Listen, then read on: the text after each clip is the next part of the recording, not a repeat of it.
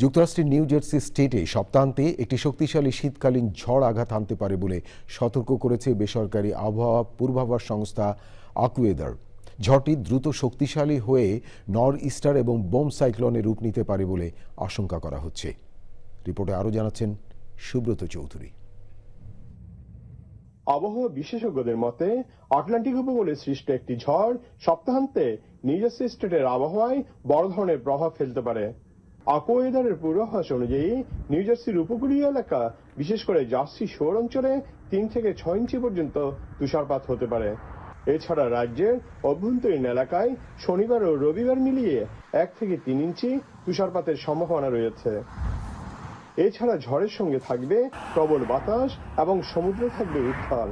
এর ফলে উপকূলীয় এলাকায় জলোচ্ছ্বাস, বন্যা এবং সৈকত ক্ষয়ের ঝুঁকি তৈরি হয়েছে। আবহাওয়াবিদরা জানিয়েছেন, ঝড়টির গতিপথ নিয়ে এখনো অনিশ্চয়তা রয়েছে। কম্পিউটার ভিত্তিক পূর্বাভাস মডেলগুলো কখনো ঝড়টিকে উপকূলের কাছ দিয়ে অগ্রসর হতে দেখাচ্ছে, আবার কখনো সেটিকে অনেক দূরে সমুদ্রে রাখছে। ঝড়টি উপকূলের কাছাকাছি এলে তুষারপাত ও ক্ষয়ক্ষতির মাত্রা আরো বেড়ে যেতে পারে। বিশেষজ্ঞদের মতে ঝড়টি দ্রুত শক্তিশালী হয়ে বোম সাইক্লোন হিসেবে তীব্রতা অর্জন করতে পারে। বোম সাইক্লোন বলতে বোঝায় যখন 24 ঘন্টার মধ্যে ঝড়ের বায়ুচাপ দ্রুত হ্রাস পেয়ে সেটি অত্যন্ত শক্তিশালী হয়ে ওঠে।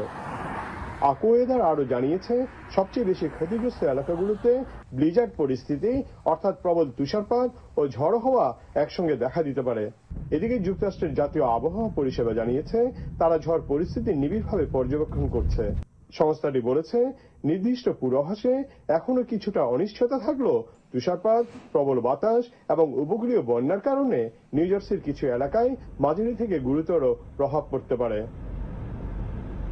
Subrata Chowdhury, channel I, Atlantic city, new jersey, America.